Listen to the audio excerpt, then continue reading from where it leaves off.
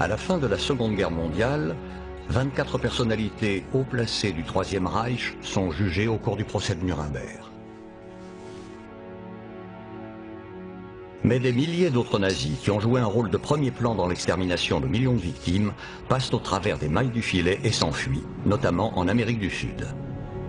Près de 70 ans plus tard, un homme continue à les traquer. Depuis des décennies, les chasseurs de nazis sont sur les traces du criminel de guerre nazi le plus recherché. Numéro 1 sur la liste des anciens nazis les plus recherchés aujourd'hui, il serait encore vivant. Aribert Heim était un médecin SS. Il a tué des centaines de déportés en pratiquant des expériences atroces, sans anesthésie. Ce qui lui valut le surnom de Docteur la Mort.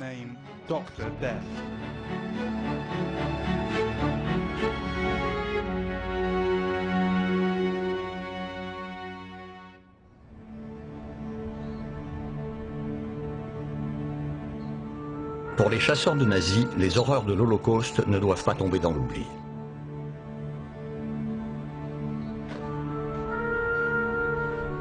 Ephraim Tsurov est l'un d'eux.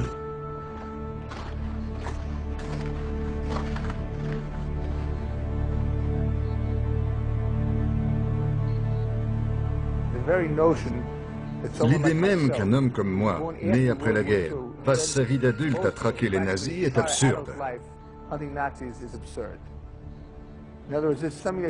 C'est une question qui aurait dû être réglée bien avant que je commence, au moment où je suis né. Je ne devrais plus rien avoir à faire. Mais la réalité est très différente. Tous ces noms portent l'histoire de l'extermination. Ce n'est pas une affaire personnelle pour moi. C'est la tragédie du peuple juif qui, en tant que tel, mérite l'effort que je poursuis. Au cours des dernières années, Ephraim Tsurov a contribué à l'arrestation de plus d'une vingtaine d'anciens criminels de guerre nazis. Il a dressé la liste de ceux qui sont encore en liberté et les traque sans relâche. Ils ont tous plus de 90 ans. La question c'est, est-ce qu'ils sont encore en assez bonne santé pour comprendre ce qu'il se passe? Il a appelé sa traque l'opération Dernière Chance. Des récompenses importantes sont promises à quiconque fournira des informations pouvant conduire à l'arrestation de l'une des cibles. C'est une course contre la montre. Les suspects sont très âgés.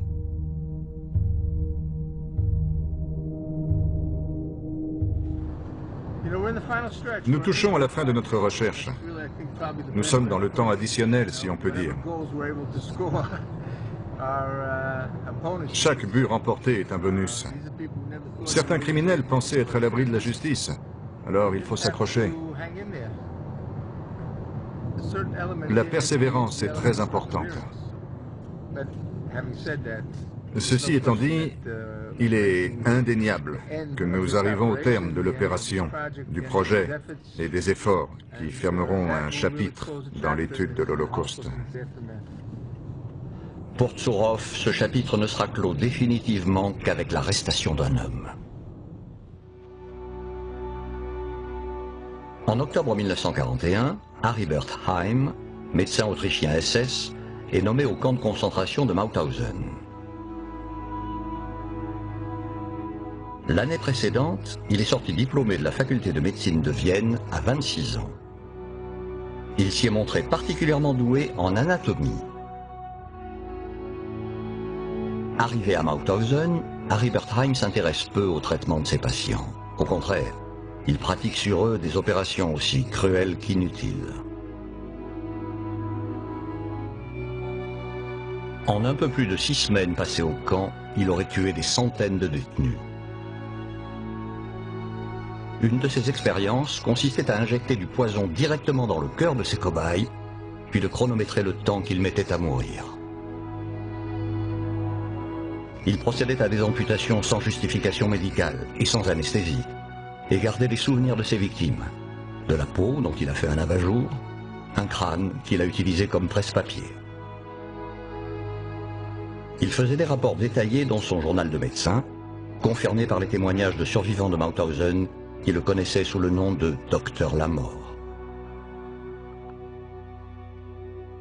Aujourd'hui, Harry Bertheim est la dernière cible de Tsurov.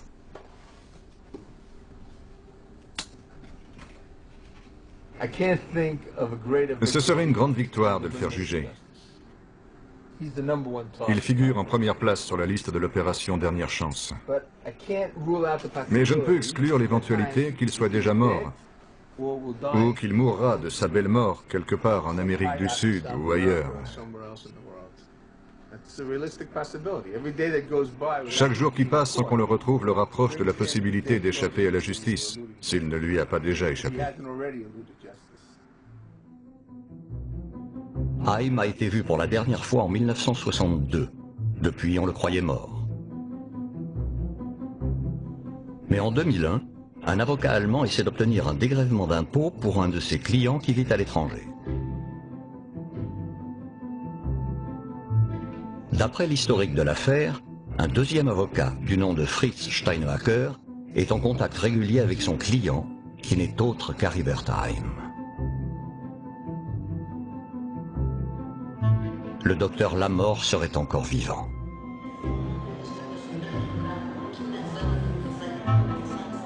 Tsurov décide de le retrouver et de le faire comparaître devant la justice.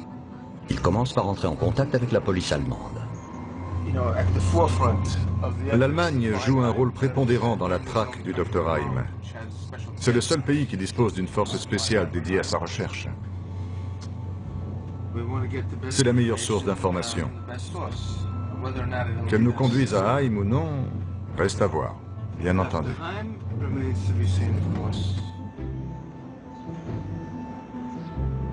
La coopération de la police est indispensable. C'est la seule habilité à procéder à une arrestation.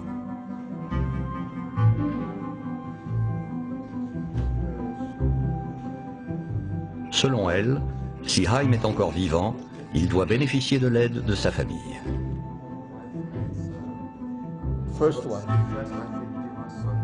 Il a une ex-femme, Frida, et deux fils, Christian et Rudiger. Frida et Rudiger vivent encore dans leur maison de famille en Allemagne. Haim a aussi une fille illégitime, Waltraud Jarce-Böser, qui réside dans une ville côtière à la pointe sud du Chili.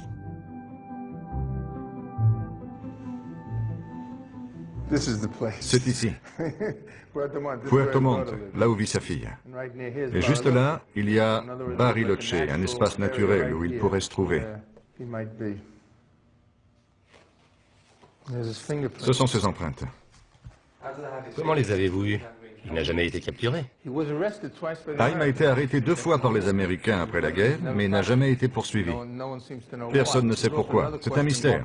Mais pour l'instant, ce n'est pas ce qui compte. Nous, on doit le trouver. Ça fait quelques années qu'un effort est fait dans ce sens. Pourquoi il n'a pas été fait avant, c'est une autre question. Simon Wiesenthal lui-même recherchait Haim. Haim est arrêté par les Américains, mais en 1946, il ne comparaît pas au procès des responsables du camp de Mauthausen.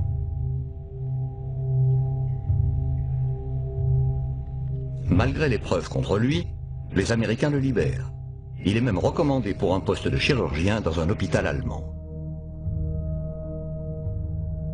Une des raisons avancées pour expliquer ce traitement de faveur serait qu'à l'instar de nombreux anciens criminels nazis, on l'aurait fait travailler comme espion pendant la guerre froide.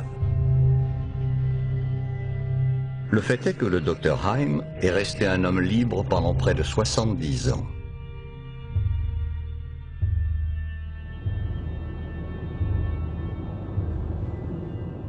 Tsurov arrive-t-il trop tard?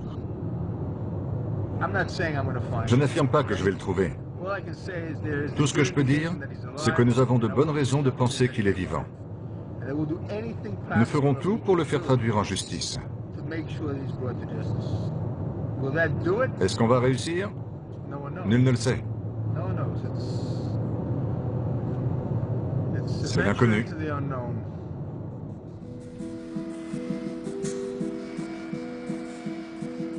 Ephraim Tsurov commence sa traque à 13 000 km du lieu où le docteur Lamort a commis ses crimes. Sergio Vider, représentant du centre Simon Wiesenthal pour l'Amérique latine, l'accompagne. Il a fait extrader d'Argentine Erich Priebke, accusé d'avoir participé au massacre des Fosses Adriatines à Rome, au cours duquel 335 otages civils ont été exécutés. Je suis fier d'avoir contribué à envoyer des criminels nazis devant la justice. Et j'espère pouvoir faire de même avec Harry Bertheim. Après la défaite du Troisième Reich, des milliers de nazis s'enfuient en Amérique du Sud.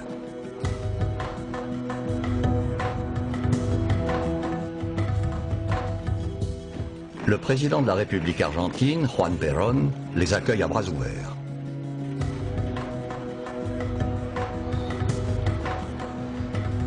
Il a besoin de scientifiques et d'experts nucléaires pour combattre l'ennemi communiste dans la région. Émigrant le long de ce que l'on a appelé la route des rats, des hiérarques nazis trouvent refuge et refont leur vie sur un nouveau continent.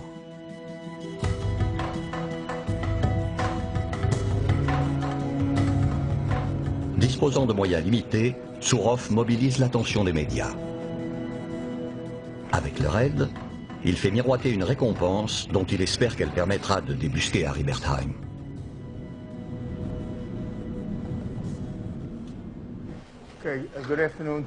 Bonjour et merci d'être venu. Cette conférence de presse a été organisée pour traiter du cas d'Harry Bertheim. Haim est le nazi le plus recherché du monde. Nous offrons une récompense à ceux qui nous aideraient à le capturer. Une récompense de 315 000 €.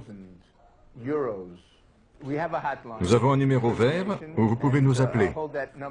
Je vais vous le montrer dans une minute. Nous voulons aussi annoncer le lancement d'une campagne d'information en Amérique du Sud. Excusez la faute dans la somme, il s'agit bien de 315 000 €.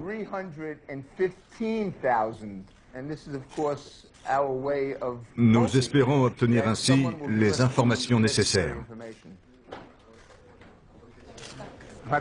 Je ne dois pas sourire, je dois être sérieux.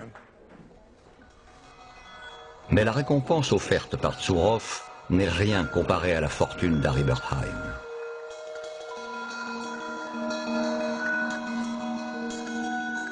Après la guerre et ses expériences barbares à Mauthausen, Haim retrouve la vie civile comme médecin. Il s'installe à Baden-Baden, élégante ville de cure, avec sa femme Frida et ses deux fils, Christian et Rudiger. Il soigne les maux de la société bourgeoise et devient un médecin réputé. En 1958, il acquiert un immeuble de 42 appartements à Berlin pour 160 000 marks, une petite fortune pour l'époque. Sa liberté lui semble tellement assurée qu'il achète même une maison à son nom. Et ouvre un cabinet de gynécologie également à son nom.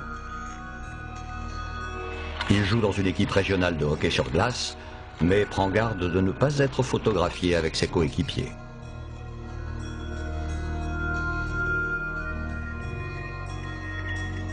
Sa fortune personnelle, estimée à plusieurs millions d'euros, est gelée par le gouvernement allemand. Face aux journalistes, Tsourov insiste sur l'importance de cet argent. Quel est l'intérêt des comptes en banque?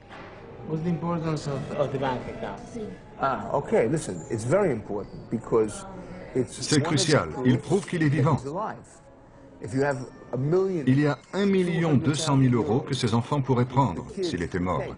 Ils ne l'ont pas fait. Ce qui renforce l'idée qu'il est vivant.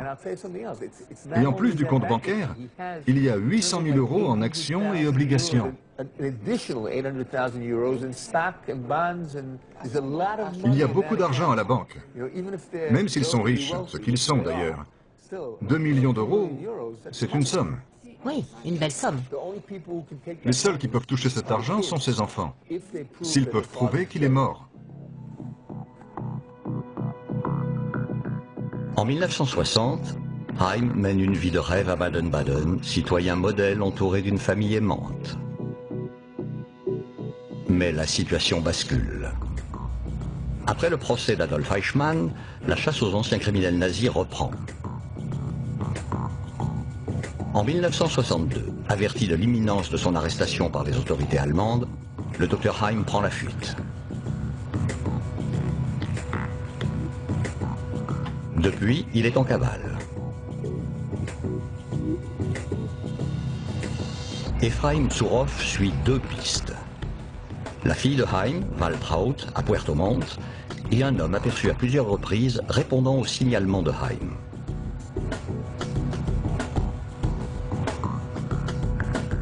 Un géant d'1,95 m portant une cicatrice à la joue devrait être facilement reconnaissable. 24 heures plus tard, Tsurov fait une découverte.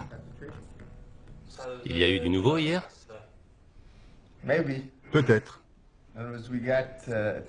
Nous avons eu une information assez prometteuse. Elle nous a été donnée par l'ambassade israélienne. Un homme qui connaît la fille de Haim et sa famille pourrait savoir où Haim se cache. Si c'est lui, c'est incroyable. Si on l'arrête, ce serait formidable. Mais il n'y a pas d'alternative. C'est lui ou rien.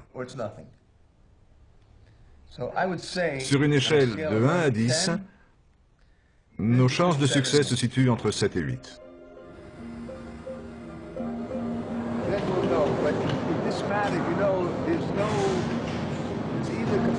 C'est un succès complet ou un échec. Ce qui nous porte à croire que Haim est vivant, c'est que les enfants n'ont pas pris l'argent. Il n'est même pas 8 heures et vous donnez déjà votre première interview? Ma première, c'est la 17e. La tactique de Tsurov s'avère payante. Le sujet est dans tous les journaux. Où allez-vous aujourd'hui? À Puerto Montt, en territoire ennemi, chez Waltraud et Ivan Diarche, la fille illégitime et le gendre du docteur Heribert Heim.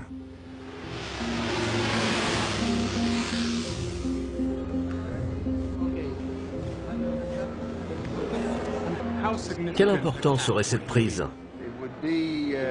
Ce serait l'une des arrestations de nazis les plus importantes depuis 40 ans. Ce sont les gens d'ici qui sont susceptibles de résoudre le mystère. Si M. Heim, caché à Puerto Montt, vous entend, quel message lui envoyez-vous? Je lui dis, abandonnez, rendez-vous et permettez aux victimes de faire leur deuil. Vous avez vécu libre assez longtemps.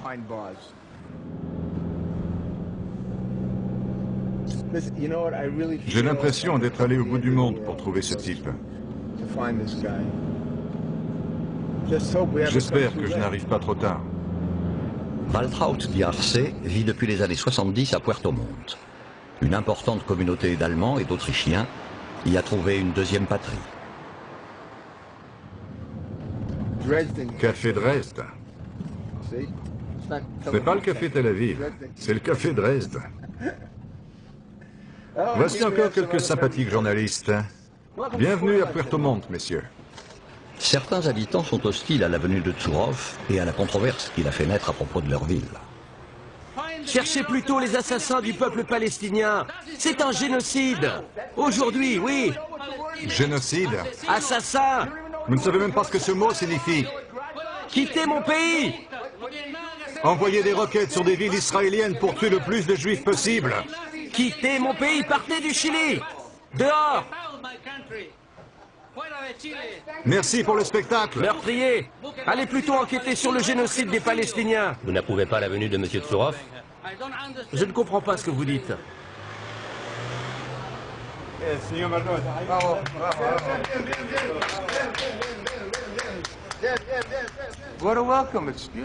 Quel accueil merveilleux, nous sommes comblés. On devrait s'installer quelque part où un passant pourrait facilement nous attaquer. Loin des journalistes, Tsurov et Wider entrent en contact avec leur informateur. Cet employé d'Ivan Diarce, le gendre de Heim, prétend que Haim se cache à 75 km de là, dans une propriété familiale, sur l'île de Chiloé.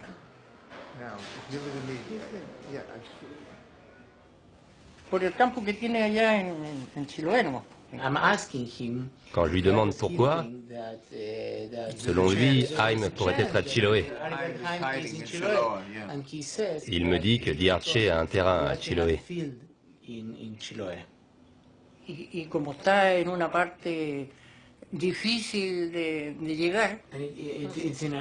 Dans une zone très difficile d'accès. Qu'est-ce qui a éveillé vos soupçons?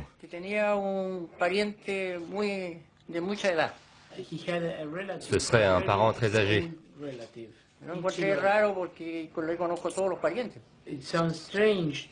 Ça a intrigué M. Barrantes parce qu'il connaît toute la famille de M. Diarche. L'informateur sait qu'aucun membre de la famille ne vit sur l'île de Chiloé, même si elle y possède une propriété. Il a été étonné que le mari de Waltraud aille porter des vivres à un parent âgé dont il n'avait jamais entendu parler. Vous avez aussi dit qu'il transportait une grande quantité de nourriture, ce qui est très bizarre.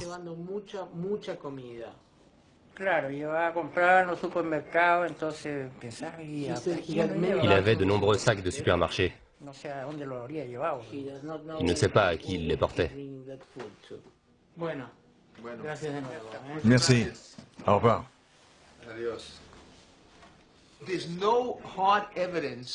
Ça ne prouve en rien que quelqu'un vit sur l'île. S'il l'avait vu lui-même, ou s'il avait parlé à quelqu'un qui a vu un Allemand très âgé, ce serait un fait concret.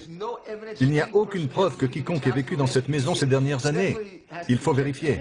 Oui, absolument. Nous allons transmettre tout ça à la police et voir ce qui se passe. Écoutez, ça va être dur. Très dur. La petite rencontre devant l'hôtel aujourd'hui n'était qu'un avant-goût. Vous voyez ce que je veux dire? Sourov et Wider ont beaucoup d'interrogations. Ils décident d'aller rendre visite à la fille de Haim, Waltraud. C'est un moment que je déteste, pour être franc. Aller chez un nazi, c'est une chose, c'est légitime. Aller chez les enfants d'un nazi, c'est autre chose, beaucoup plus compliqué. Vous avez essayé d'avoir un rendez-vous? Bien sûr. Et alors? Aucun résultat. Vous avez essayé quand? On a essayé hier, mais on n'a pas pu lui parler. La tactique de Tsourov a été de déclencher une tempête médiatique. Maintenant qu'il voudrait un entretien privé avec la fille de Haim, cette publicité se retourne contre lui. On ne sort pas.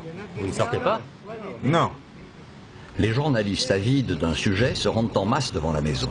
Toute perspective de rencontre discrète est impossible. Fermez la portière, n'ouvrez pas la fenêtre. Allez frapper à la porte. Dites que nous voulons lui parler et demandez-lui si elle est disposée à nous recevoir.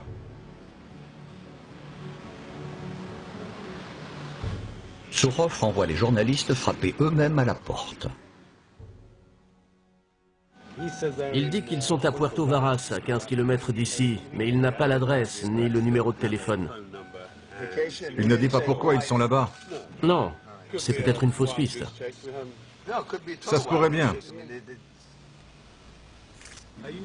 Craignez-vous qu'ils finissent par échapper à la justice? Il reste peu de temps. J'en ai très peur. S'il meurt avant qu'on le capture, ce sera très frustrant. Mais tant que subsistera une possibilité, même infime, qu'il soit vivant, nous devons continuer, y compris en créant un événement médiatique comme aujourd'hui. L'absence de Waltraud Diarce constitue un sérieux revers pour l'enquête. Quoique déçu, Sourov est déterminé à maintenir la pression et à poursuivre l'offensive médiatique. Comme beaucoup de nos auditeurs le savent, la fille du docteur Haim, Waltraud Diarce, réside à Puerto Montt. C'est pourquoi notre visite est particulièrement importante. Si vous disposez d'une information utile, nous vous prions de nous appeler. Une récompense de 315 000 € sera attribuée pour la capture d'Aribert Haim. C'est la récompense pour quiconque nous fournira le renseignement qui conduira à l'arrestation et au jugement d'Aribert Haim. Après une semaine passée au Chili, Tsurov doit partir. Malgré l'espoir du début suscité par le nouvel informateur, il n'est pas plus avancé dans sa recherche. Vous avez parfois l'impression de chasser un fantôme? Parfois, oui. C'est une question à laquelle je réfléchis, bien sûr. Il y a de grandes chances qu'il soit mort, j'en suis bien conscient. Tant que nous n'en avons pas la preuve tangible, il ne nous reste qu'à supposer qu'il est vivant, et nous devons le chercher.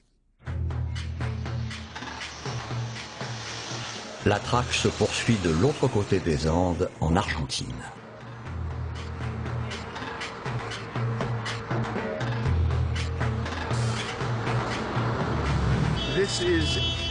Ephraim Tsurov, du centre Simon Wiesenthal. Je vais bien, merci. Il y a beaucoup de choses dont nous devons discuter ensemble. Nous sommes à Buenos Aires. C'est très important, nous devons nous parler. Interpol en Argentine fait un point sur les progrès de l'enquête. Il est persuadé d'avoir vu quelqu'un qui répond au signalement. Alors que de nouvelles informations font surface, Tsurov reste convaincu que la clé du mystère est entre les mains de Waltraud Diarse. Ces 2 dernières heures, on a eu une nouvelle piste. On a reçu un appel de quelqu'un qui aurait vu Haim au Chili. Il en est quasi certain. Il était accompagné d'une femme correspondant parfaitement à la description de sa fille. Tout concorde. La forme du visage, les cheveux courts, la corpulence, l'âge. Malgré cette nouvelle piste, rien de concret ne confirme que Haim se terre ici. Tsurov s'apprête à retourner en Israël. La traque d'Aribert Haim semble lui échapper. Qu'est-ce que vous écrivez? Le rapport que je vais remettre à la police chilienne sur notre rencontre avec l'informateur.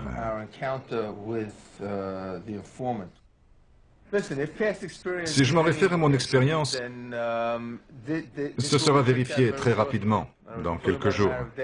Vous devez quitter le pays dans les jours qui viennent. Qu'arrivera-t-il s'il trouve quelque chose? Il y a l'avion. S'ils l'attrapent, croyez-moi, nous serons là pour les remercier et les féliciter et pour tenir une conférence de presse et chanter Alléluia. Mais vous retournez chez vous dans quelques jours. Je rentre, oui. Parce qu'on ne sait pas ce qui va se passer. Ça pourrait durer comme ça 6 mois, nous menant d'une piste à une autre. Je n'aime pas beaucoup ça. De quoi aurais-je l'air si on ne le trouve pas?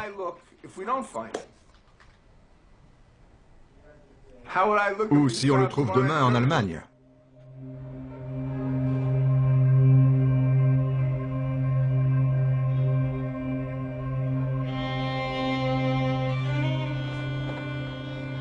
Depuis 1951, l'Holocauste est commémoré en Israël par une journée de deuil et de souvenirs. Tsurov est invité sur un plateau de télévision.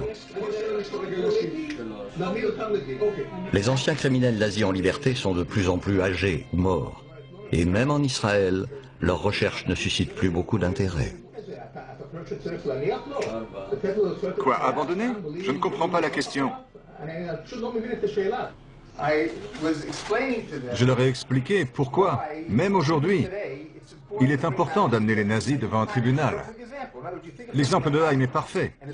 En supposant qu'il est vivant, on va le laisser finir tranquillement sa vie comme s'il n'avait rien fait, n'avait commis aucun crime. C'est absurde. Mais pour les gens qui dirigent les médias dans ce pays, ce n'est pas un sujet important. Alors c'est quoi un sujet important? Nous vivons dans ce pays sous la menace nucléaire, l'arme nucléaire iranienne. Ils ont raison de penser que l'armement nucléaire iranien est plus important que ça. C'est vrai. Bon, allons-y. Je me sens très frustré. Les informations que nous avions recueillies au Chili et qui nous semblaient importantes n'ont abouti à rien. Nous devons bien réfléchir pour décider de ce que nous allons faire. La traque du Nazi Heim est suspendue jusqu'à ce que de nouvelles pistes émergent. Sourov recommence à réunir les preuves contre d'autres cibles.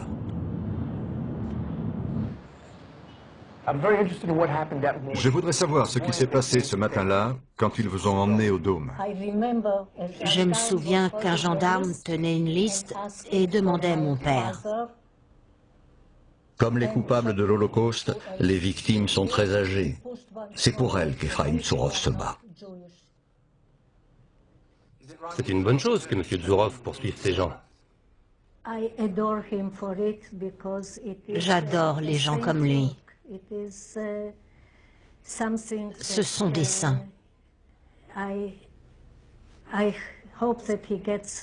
J'espère que beaucoup d'autres gens l'aideront dans ses recherches.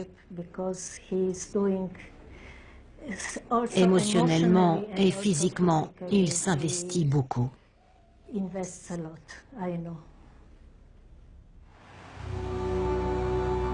2 mois après la visite de Tsourov en Amérique du Sud, un fait nouveau apparaît.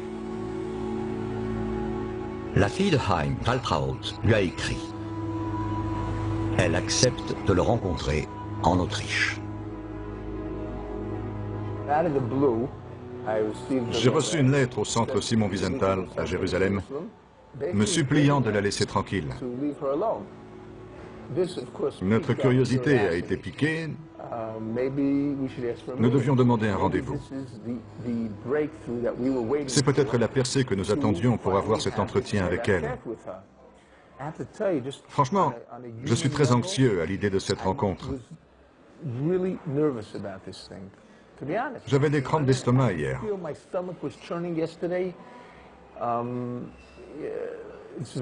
Ça m'arrive très rarement. Mais ça fait partie du jeu, du boulot, des choses auxquelles nous sommes confrontés. Waltraud Diarse a demandé que leur conversation reste confidentielle, ce que Tsourov s'est engagé à respecter. Il ne répétera pas les détails de leur entretien, mais elle a admis qu'Harry Bertheim était son père et qu'elle ne l'a jamais connu, ni même rencontré. Comme vous pouvez l'imaginer, c'est l'une des rencontres les plus extraordinaires de cette enquête.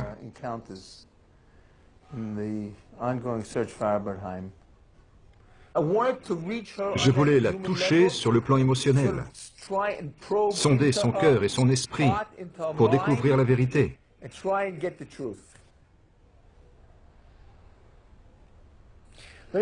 Voilà mon sentiment. Si elle a menti aujourd'hui, elle est très douée.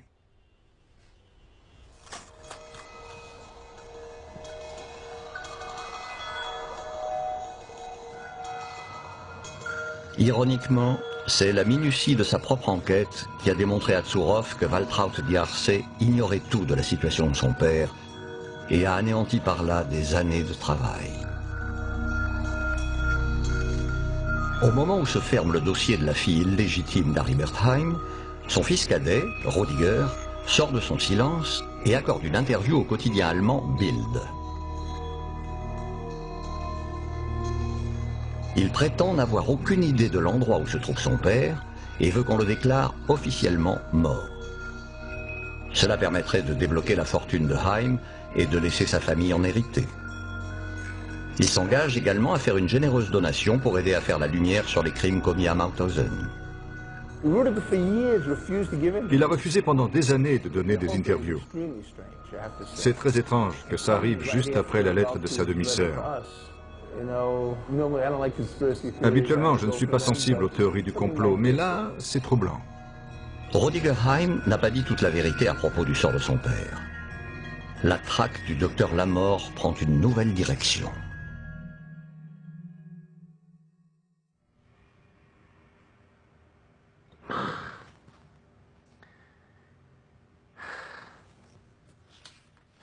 Il y a eu du nouveau? Des éléments surprenants, je dirais.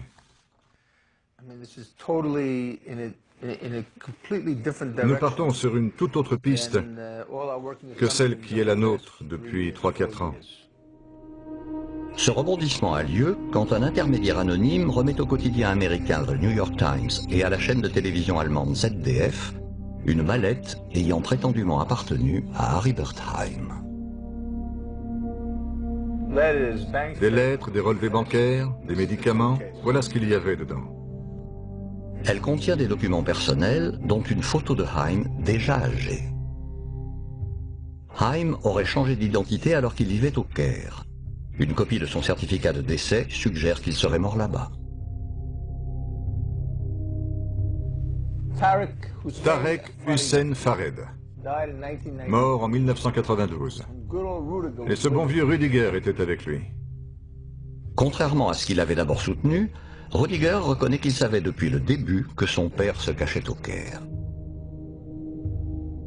De plus, il affirme maintenant qu'il était auprès de lui quand il est mort et que son cadavre a été enterré dans une fosse commune.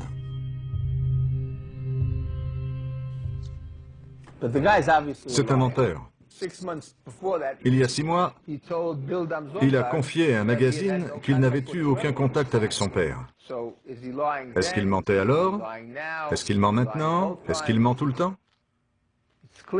En tout cas, manifestement, il a intérêt à ce qu'on abandonne cette affaire. Qu'en pensez-vous? L'histoire est trop belle. Il n'y a pas de cadavre, donc pas d'autopsie, donc pas de prélèvement d'ADN, ni de vérification des dents. On est en droit de douter fortement de la véracité du rapport.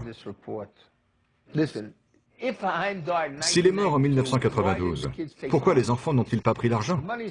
L'argent se trouve toujours sur un compte à Berlin. Depuis toutes ces années, les 2 millions d'euros dorment à la banque. Pourquoi ne les retirent-ils pas? En 2001, une affaire portée devant un tribunal de Berlin faisait état d'une demande de dégrèvement fiscal. L'avocat disait être en étroite relation avec son client qui vivait à l'étranger.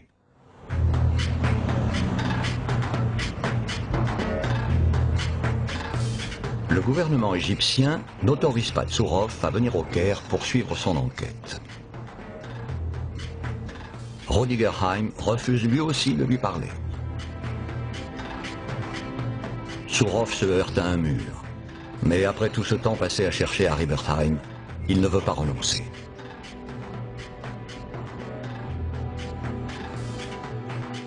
Il insiste sur le fait qu'il n'y a pas de cadavre pour attester de sa mort. La mallette et son contenu sont soumis à un examen scientifique par la police. Tsourov vient les voir lui-même à Stuttgart.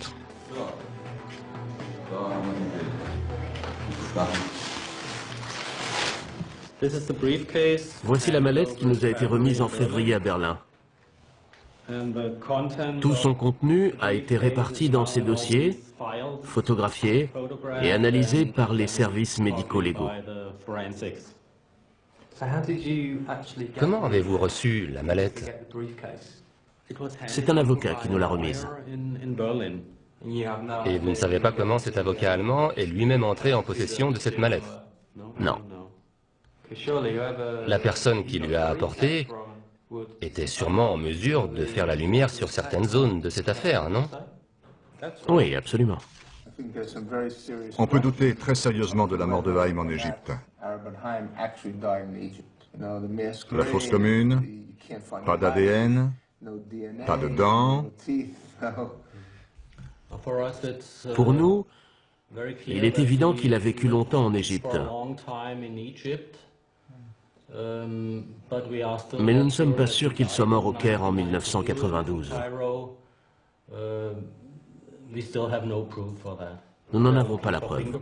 Nous cherchons des empreintes, de l'ADN ou d'autres preuves qui émanent directement de Haim. Vous avez sollicité l'autorisation d'enquêter en Égypte. Vous l'avez eu? On ne nous a pas encore répondu.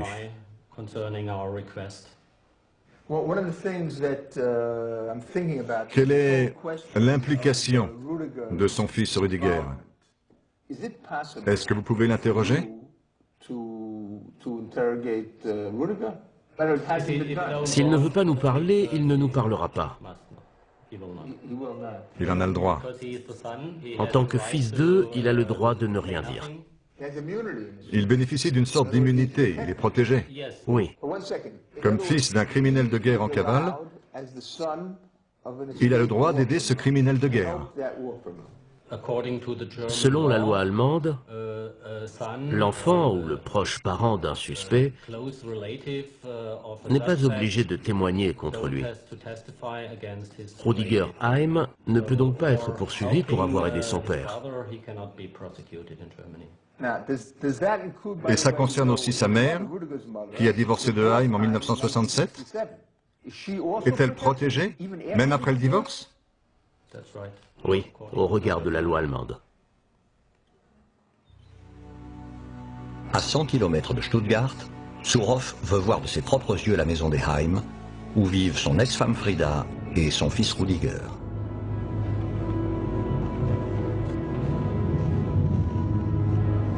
Vous êtes déjà venu?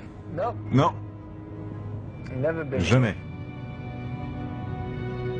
Bien que, d'après la loi allemande, ce soit le meilleur endroit pour lui. La famille le protège, il n'est pas puni.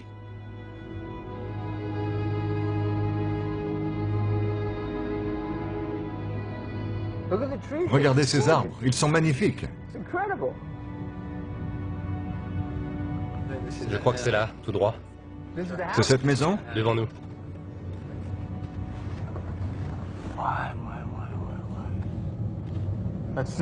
C'est celle-ci, la grande là-bas, la blanche. La vache!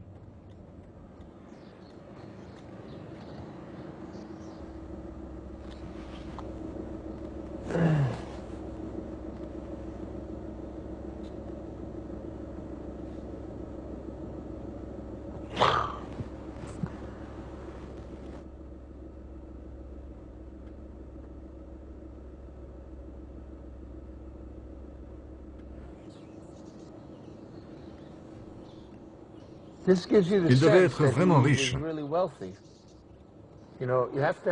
Il faut beaucoup d'argent pour vivre dans la clandestinité.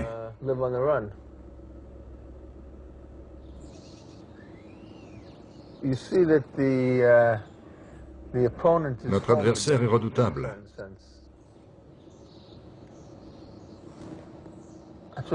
C'est ce que dégage cette maison.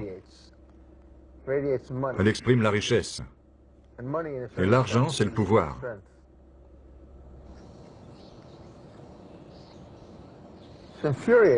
C'est rageant de penser que cet assassin sadique coulait des jours tranquilles dans cette demeure.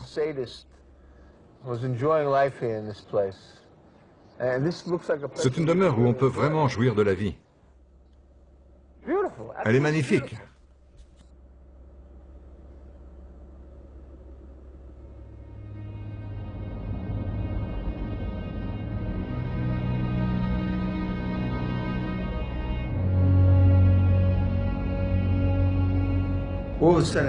Soudain, j'ai eu une très forte sensation d'échec. Le pouvoir, l'argent, la force dégagée par ce lieu était trop violent pour nous. Enfin, heureusement, il a été forcé de s'enfuir et en ce sens, il n'a pas gagné. Le fait de devoir vivre en fuite a été une punition. Il aurait dû payer beaucoup plus cher. Mais ce n'est pas notre faute. C'est celle des autorités allemandes. C'est indéniable, elles auraient pu le retrouver.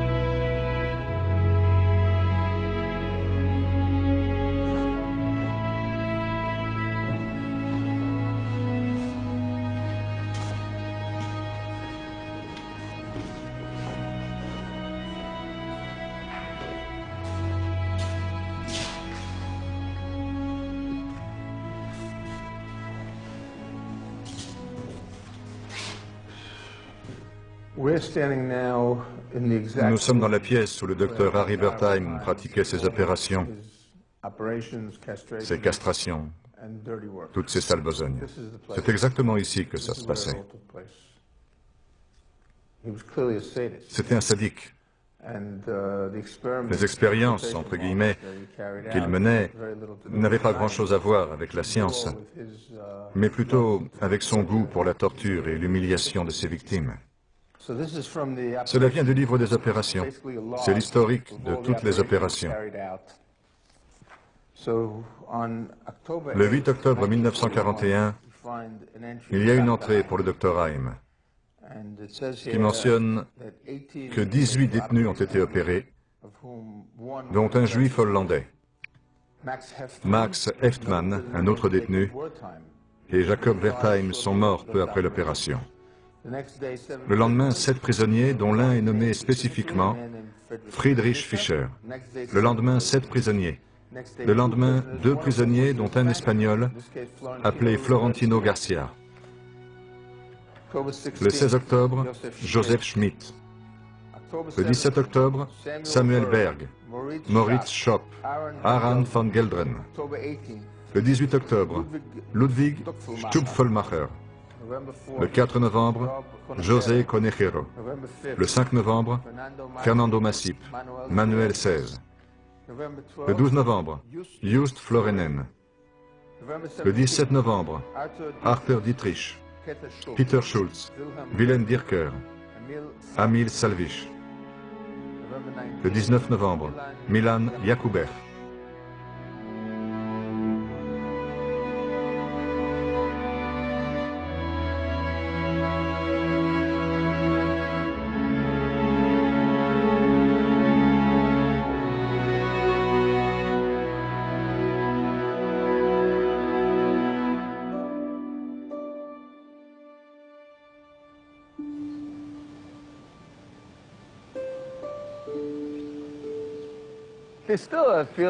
J'ai encore ce sentiment de frustration et d'occasion manquée.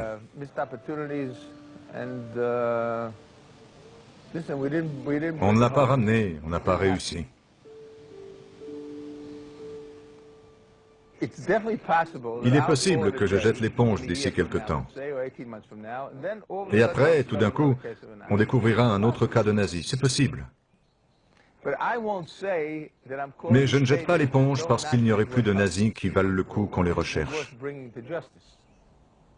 Vous ne m'entendrez jamais dire ça.